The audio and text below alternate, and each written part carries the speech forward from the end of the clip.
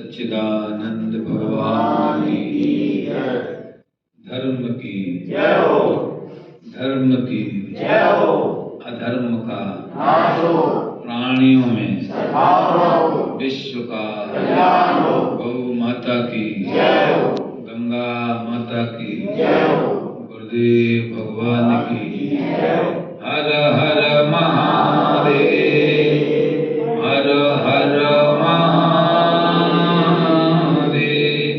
हर हर महादेव। सर्वे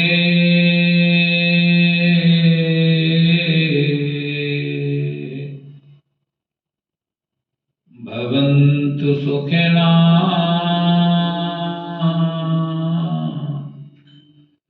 सर्वे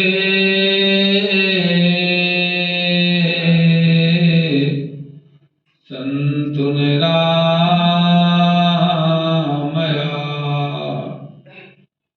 सर्वे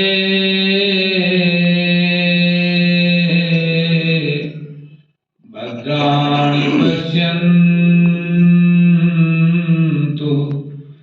मा कश्चित् दुःखभाग् भवेत्। शानन्दमानन्द वने वसन्तम् आनन्दकन्दम् हतपापवृन्दम् वाराणसी नाथमनाथनाथम्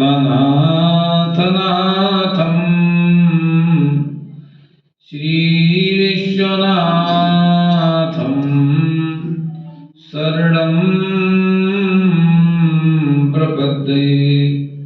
श्रीविश्वनाथं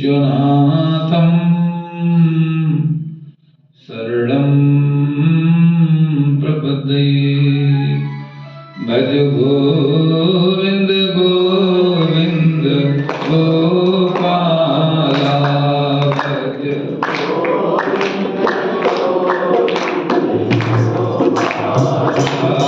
भज मुरली मनोहर नंदलाला, भज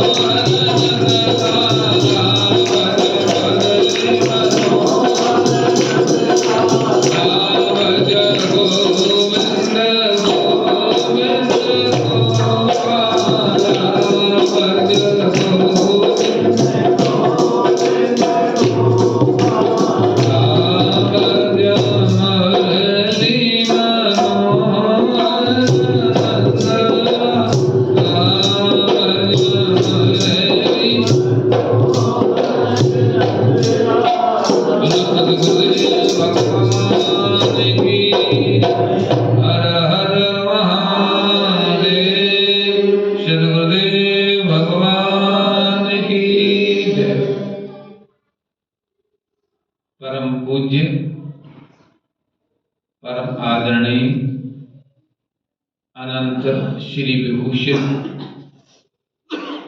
हमारे परम आत्मीय सुहृद मित्र प्रवर अनंत श्री विभूषण महामहिम महामंडलेश्वर पूज्य स्वामी शिव प्रेमानंद जी महाराज, अनंत श्री विभूषण आदरणीय व्यवस्था को सुंदर गति प्रदान करने वाले स्वामी ज्ञान प्रेमानंद जी महाराज, समस्त संत वृंद, संत भाई, भक्त वृंद, सिद्धामयी मंगलमयी मातृशक्ति शिल्पा माताओं एवं हमारे परम स्नेह के पात्र सुरेश अरोड़ा जी, आज हम पावन स्मृति अपने प्रिय गुरुदेव के चरणों में अनंत आगाध श्रद्धा रखने वाले रूपलाल जी की पावन पुण्य स्मृति को मना रहे हैं, जो अपने में एक विलक्षण निष्ठा वाले थे, विलक्षण भाव वाले थे, जो अति श्रद्धा रखते थे गुरु चरणों में।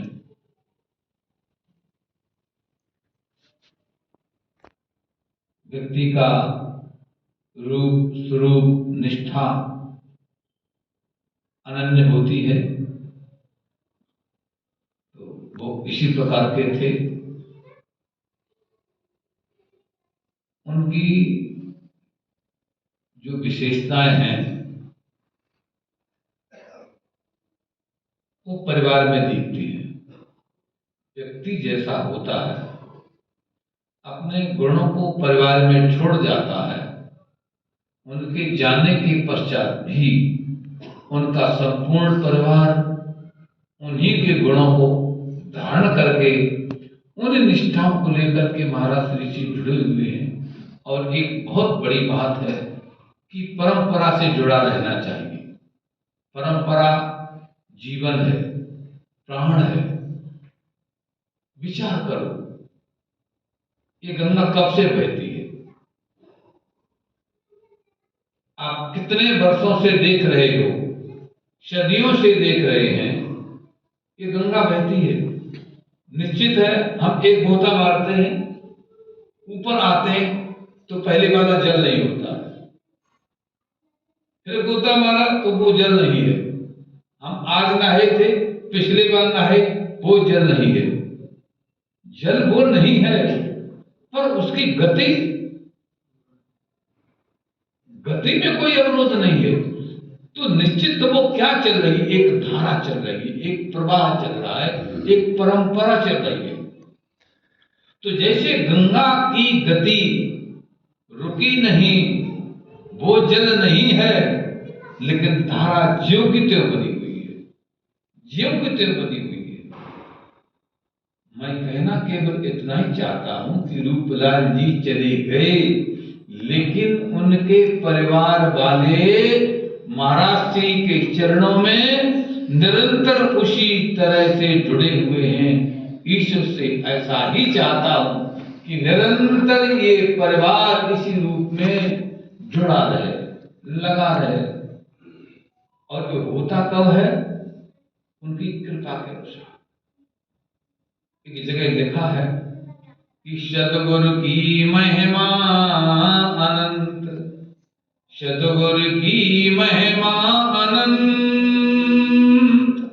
अनंत किया उपकार,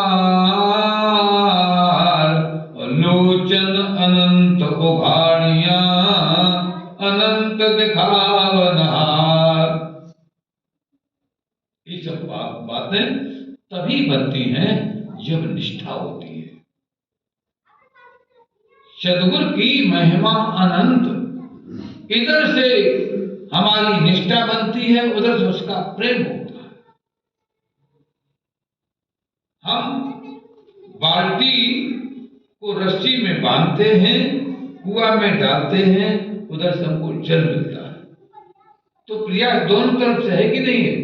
इधर से बाल्टी डाली गई, उधर से से मिला। इधर से भावना बनाई गई, उधर से कृपा बनी, उधर से कृपा बनी। तो ये एक तारतम्य है, एक संबंध है कि जब हम इस प्रकार से जुड़ते हैं तो हम कभी रिक्त होकर के नहीं आते हैं।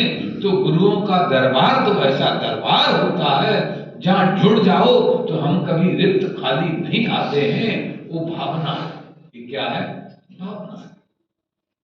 जितनी बृहद भावना बनाते हैं, जितनी उन्नत भावना बनाते हैं, उतनी उन्नत उस भावना को वो चीजें उसी प्रकार में मिलती हैं। तो बहुत आवश्यक है, बहुत जरूरी है संतों से इसी प्रकार से जुड़े रहना, गुरुओं से जुड़े रहना। ये गुरुओं की अपार कृपा, अनंत कृपा, अनंत कृपा। सदगुरु तो यही चाहते हैं कि हमसे जुड़े रहो, हमसे जुड़े रहो, हमसे मिले रहो, ये धारा चलती रहे। एक रुकमान नाम के वो थे, तो उनके 2 बेटे थे। तो दोनों बेटे जब पास में आए तो उन्होंने कहा, देखो बेटा, ये जो अग्नि प्रज्वलित है ना, ये बुझनी नहीं चाहिए, ये जलती रहनी चाहिए। तो एक ने क्या किया, जलती रहे वो कोयला लाया और कोयला लाकर उसने डाला। जब कोयला डाला तो अग्नि जलती रही, बुझी नहीं। दूसरे ने विचार किया कि कहना था महाराज की अग्नि जलती रहे, बुझनी नहीं चाहिए। वो चंदन की लकड़ियां लाया, तो चंदन की लकड़ियां लाया, उसने चंदन की लकड़ी डाली। जब चंदन की लकड़ी डाली तो चंदन की लकड़ी से धुआं जो निकला, सुगंधित वातावरण हो गया, शुद्धिमय वातावरण हो गया, दिव्य सुंदर वातावरण हो गया। अब दोनों बैठे, उसने अपना हाथ देखा तो सुगंधी आ रही है, एक ने हाथ देखा तो हाथ काले, उसके धुआं ने मकान काला कर दिया, उसके धुआं ने सुगंधी बरसा दी। कहना मैं इतना ही चाहता हूं कि दोनों ही व्यक्ति जुड़े हुए हैं, अग्नि जलाना चाहते हैं, लेकिन एक की क्रिया सुगंधी देती है, स्वयं को भी सुख दे रही है, दूसरों को भी सुख दे रही है। तो यहां पर एक विचार की आदर्शता है कि हम चिंतन करें। हम संसार में कोई काम करते हैं, उस काम को करते करते यदि हम गुरु जी से नहीं जुड़े हैं तो वो कार्य हमें कई बार बंधनदायी हो जाता है, कष्टदायी बन जाता है, दुखदायी बन जाता है। हम गुरु से जुड़ करके वो कार्य करें तो वो सुखदायी बन जाएगा। क्यों? कि कई बार जो भावना होती है वो भावना ही उस कार्य में शुद्धि लाती है। हम कहीं पढ़ रहे थे तो एक बड़ा विचित्र से भाव मैंने पढ़ा, वहां ये लिखा कि क्रिया कभी दूषित नहीं होती है। बोले क्रिया का फल भाव से मिलता है। समझ रहे मेरी बात को? क्रिया का फल बोले भाव से मिलता है। क्रिया अशुद्ध है, विकृत है, विकारी है, और यदि भाव ठीक है तो काफी फल अच्छा मिलेगा। तो उदाहरण दिया गणिका का। गणिका की क्रिया अच्छी नहीं है, साधना कसाई की क्रिया अच्छी नहीं है, लेकिन फिर भी साधना क्रिया जो कर रहा है वो क्रिया अच्छी नहीं है, विकृत क्रिया है, विकारी क्रिया है, हिंसात्मक क्रिया है। लेकिन हिंसात्मक क्रिया होने पर भी भगवान को पा लेता है, तो वो तो गलत करता है, भगवान कैसे पा लिया? का उसका भाव ऐसा नहीं था। किसान किसी खेत में हल चलाता है, सुना है? किसान किसी खेत में हल चलाता है और हल जब चलाता है तो स्वाभाविक है वहां से कितने कीट पतंगे उड़ते हैं और कितने पक्षी आते हैं, उन पतंगों को, कीड़ों को खाते रहते। कितनी जीव हत्या हुई, ध्यान देना। और एक मछुआ गया नदी के किनारे, उसने जाल डाल दिया, सुबह गया और शाम तक कई बार जाल डाला, प्रयास किया, शाम तक एक भी मछली नहीं फंसी, एक भी मछली नहीं फंसी। मछुआ ने जाल डाला, दिन भर प्रयास किया, शाम हो गई, एक भी मछली नहीं फंसी। तो क्या उसने सुकृत कर दिया? उससे क्या पुण्य हो गया? क्या पुण्य हो गया? और किसान ने हल चलाया, लाखों पक्षी, लाखों कीड़े मर गए, क्या उसने पाप कर दिया? नहीं। अच्छा आप बताओ कि जिसने जाल डाला, एक भी मछली नहीं फंसी, तो पुण्य हो गया? अपने विचार से बताओ, क्या पुण्य हुआ? और हलक ने हल चलाया, कितने जीव मर गए, क्या पाप हो गया? नहीं बताओ, आप बताते हैं। बात भावना वाली है। हलक ने हल चलाया, भले ही लाखों कीड़ा मरे, पर उसकी भावना में था कि मैं हल चलाऊंगा, इसमें खेत को जोतूंगा, बीजा बोऊंगा, इससे अच्छी फसल उगेगी, लाखों आदमी का जीवन, करोड़ों आदमी का जीवन इस पे पल्लवित पुष्पित होगा, अन्न खाएगा, उसका जीवन स्वस्थ रहेगा, अच्छा बनेगा। लाखों कीड़े मरण हत्याएं होने के बाद भी उसे कोई पाप नहीं लगा। पाप हो क्यों? उसकी भावना ही नहीं थी उसके मन के अंदर, उसके मन में भावना ही नहीं थी।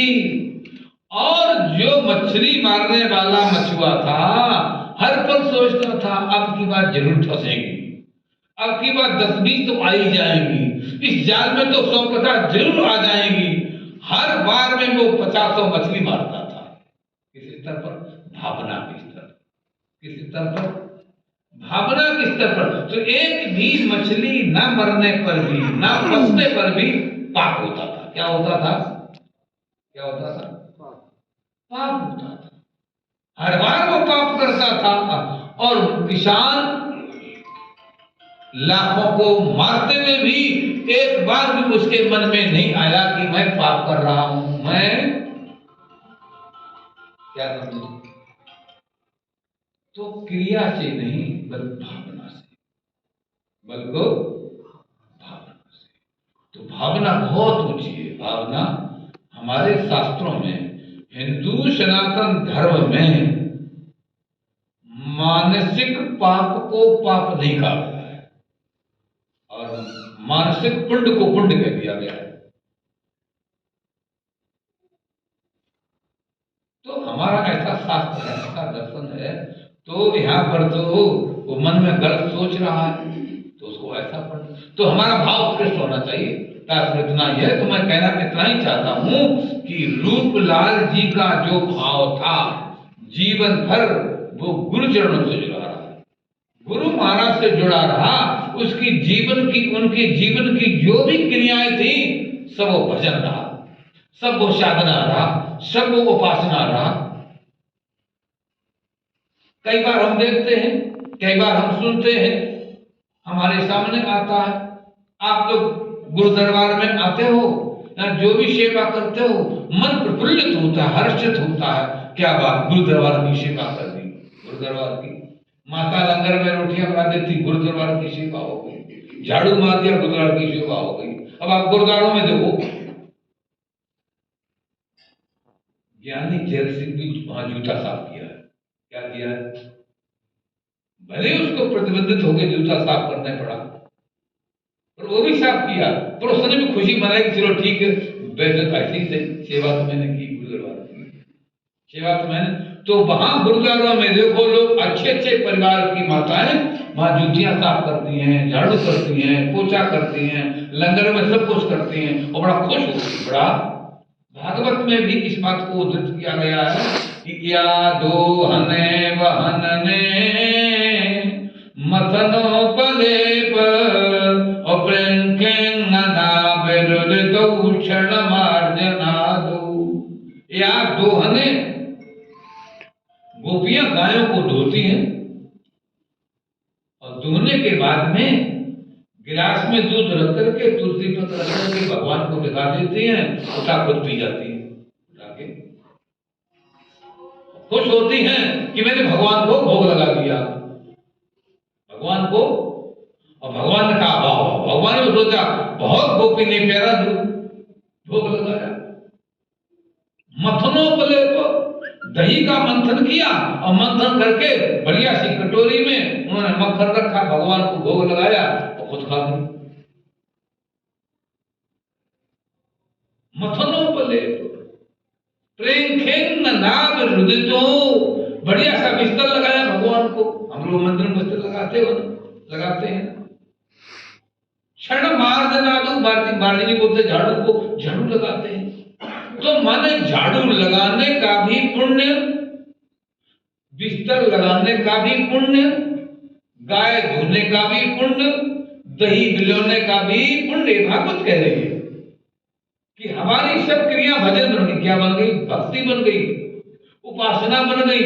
तो गुरु दरबार में आकर के, गुरु महाराज के पास आकर के आप जो भी सेवा करोगे, जो भी सेवा करोगे, वो सारी क्या है? सुमरन है, साधना है, उपासना है। मैं आपको अपने दिल की सही बताऊं। हम गुरु जी महाराज के पास आए, गुरु जी के पास आए स्वामी जी, गुरु महाराज होते हैं। करते यार 8वीं में पढ़ रहा था, पढ़ाई छोड़ी गुरु जी के पास आ गए। एक दिन मैं ऐसे ही बैठा था और मन में कुछ बातें चल रही थी। उठ पटांग वाले बच्चे थे। मन में आया कि घर में भी गाय भैंस थी, भाभी झाड़ू गोबर फेंक गई थे और यहाँ आश्रम में आ गई तो अभी गौशाला लगा दिया, यहाँ गोबर फेंक, यहाँ भी शादी लगा, चारा। तो गुरु जी पता नहीं कैसे से बात को समझ लिए, बोले आनंद चेतन तेरे मन में कुछ चल रहा है। नहीं गुरु जी कुछ नहीं चल रहा है, बोले मैं जानता हूँ चल रहा है। तो अपनी तरफ से बोले देख बेटा, घर के गोबर में और यहाँ के गोबर में अंतर है, वहां के झाड़ू में यहाँ के झाड़ू में अंतर है। यहाँ की रोटी में मैं लंगर रोटियां बनाता था, तो कहा कि वहां की रोटी में यहाँ की रोटी में अंतर है। महाराज ने इतनी अच्छी व्याख्या की और कैसे उन्होंने जाना मैं नहीं जानता हूं, मेरे मन में था। महाराज ने कहा कि घर में जो दूध तुम्हारे यहाँ होता था वो निश्चित था कि घर के 4-5 आदमी पिएंगे, बस ज्यादा नहीं। और आश्रम में कब कितने संत आ जाए, सबने दूध पीना, वो सेवा है। घर के दूध वाली सेवा नहीं है। यहाँ तो गायों का फेंक रहा है गोबर, तो इस सफाई पता नहीं कौन संत बैठे, इस चबूतरा को झाड़ू मार रहा है, पता नहीं कौन कौन संत भगत आ जाए। तो कहा कि यहाँ की हर इतनी सुंदर महाराज ने व्याख्या की, घंटे भर उन्होंने मुझे इसकी विवेचना की, तो मेरे कपाट खोलने बुद्धि के, तो मेरी रुचि और सेवा बन गई। इतनी रुचि सेवा में बनी तो मैंने कहा मैं यही किया करूंगा और कुछ काम नहीं करूंगा। मेरी अपनी दिल की बात है, अपने पर बीती। कहने का मेरा भाव कि मंदिर की सेवा, दरबार की सेवा बहुत बड़ी पूजा है। ये मत समझो कि मंदिर में जो घंटी बजा रहा है वही पूजा कर रहा है, मेरी माला फेर रहा है वही पूजा है, उसकी अतिरिक्त भी पूजा है। आप जो करते हो वो हर चीज पूजा बन जाए। मैं कहना इतना चाह रहा हूं कि रूपलाल जी ने रह करके जीवन यहाँ जो व्यतीत किया है गुरु चरणों में, उन्होंने हर क्षण माला फेरी है, हर क्षण उपासना की है, हर क्षण उन्होंने ध्यान किया है, प्रतिपल उन्होंने ध्यान किया है। कोई एक मंदिर बन रहा था, 3 लेबर अलग लगे हुए थे पत्थर तोड़ने में। हमारे महाराज श्री जैसे हमारे संत गुजरे, पहले मजदूर को पूछा, दोपहर जेठ का महीना था, कड़ाके की धूप थी, संत ने देखा, मन में दया आई, दोपहर का समय है, तो पश्चिमी से लथपथ है, पत्थर तोड़ रहा है। महाराज ने कहा, बेटी पत्थर तोड़ रहे हो? तुमको तो पसीना लथपथ था ही, उसे गुस्सा आया, दिखाई नहीं दे रहा तुमको? पत्थर ही तोड़ रहा, क्या तोड़ रहा, दिख नहीं रहा है? महाराज ने हाँ ठीक ठीक थी बेटे, कोई बात नहीं, ऐसे मैं तो ऐसे ही पूछ दिया। दूसरा भी लेबर पत्थर तोड़ रहा था, उससे वही क्वेश्चन किया महाराज ने, बेटे पत्थर तोड़ रहे हो? महाराज पत्थर क्या तोड़, पापी पेट है, सब कुछ करवाता। तीसरा लेबर तोड़ रहा था, उससे भी कहा, बेटे पत्थर तोड़ रहे? बोले ना महाराज, पत्थर तोड़ना नहीं कह देना, मैं माला फेर रहा हूं। माला फेर रहा है? तू तो हथौड़ा चला रहा है, तेरे हाथ एक पत्थर है, एक हथौड़ा है, माला तो है नहीं। कहा महाराज दोबारा फिर आपने बोल दिया हथौड़ा पत्थर। हाँ माला फिर, ये मेरी माला है, ये मेरी माला है। उसने कहा महाराज ये जो पत्थर है, भगवान का दरबार यहाँ बनेगा, उसमें एक पत्थर बिछेंगे, नीचे जो सत्संग हाल बनने जा रहा है उसमें ये पत्थर बिछेंगे, कथा होगी, मेरे भगवान विराजमान होंगे। तो बताइए एक कौन सा पत्थर माला के मणका से कम है? हर पत्थर माला का मणका है, हर टुकड़ा माला का मणका है। हमारा कौन सा आद्य पतन माला नहीं है? आद्य पतन मैंने गिरना और उठना, कौन से गिरना उठना आद्य पतन मेरा मन का नहीं है। हर उत्थान पतन आद्य पतन मेरी माला है। कितना आदर्श विचार, कितना आदर्श चिंतन, कितनी आदर्श भावना। जब गुरु दरबारों से ये भाव बन जाता है तो जिंदगी की गई क्रिया आश्रम में हो। हमने कहा काम कर दो, टेढ़े मेढ़े ओठ करके मुंह बिगाड़ के काम तो कर दिया, यही काम क्योंकि अंत नहीं होता, इतने काम सवेरे शाम तक लगे रहो और काम नहीं मुक्ति आगे करना तब भी पड़ा। और ऐसे किया तो हृदय आह्लादित, महाराज भी खुश और भगवान भी खुश और हम भी खुश। क्या अच्छा बताओ, अच्छा वो भाव अच्छा है कि महाराज भी खुश रहे, भगवान भी खुश रहे, हम भी खुश रहे, देखने वाले भी वाह वाह करें, देखने वाले भी वाह वाह करें। क्या समझे? और मन बिगाड़ के किया तो हम भी दुखी, महाराज भी देखते जरा दुखी हुए सेवा कर रहा है, भगवान भी कहता है तो टाइम पास कर रहा है, ये तो टाइम पास। तो कहने का मेरा तात्पर्य भाव इतना ही है कि जिंदगी में ऐसे करो। तो वो जो लेबर पत्थर तोड़ रहा था, महाराज ने पूछा क्या पत्थर तोड़ रहा? बोले महाराज ना ना ना ना पत्थर नहीं तोड़ रहा, मैं तो माला फेर रहा हूं। तो भजन कर रहा है, माला फेर रहा है, तो अब इसके पैसे नहीं लेगा? बोले जरूर पैसा दूंगा। नहीं, लेबर चार्ज लूंगा तो बच्चे क्या खाएंगे? लेबर चार्ज भी लूंगा, क्या छोड़ेगा नहीं? बच्चों क्या खिलाएगा? तो कहने का मतलब है कि वह भी तोड़ रहा है, दूसरा भी तोड़ रहा है और तीसरा भी तोड़ रहा है। तीनों लेबर पत्थरों को तोड़ रहे हैं। काम एक है, एक के अंदर क्रोध आ रहा है, एक अपनी जिम्मेदारी मान के काम कर रहा है और एक भगवान की सेवा भी मानता है, जिम्मेदारी भी मानता है और परिवार को भी पाल रहा है। अब बताओ कौन सी क्रिया अच्छी? कौन सा तीन में से कौन सा अच्छा लगा?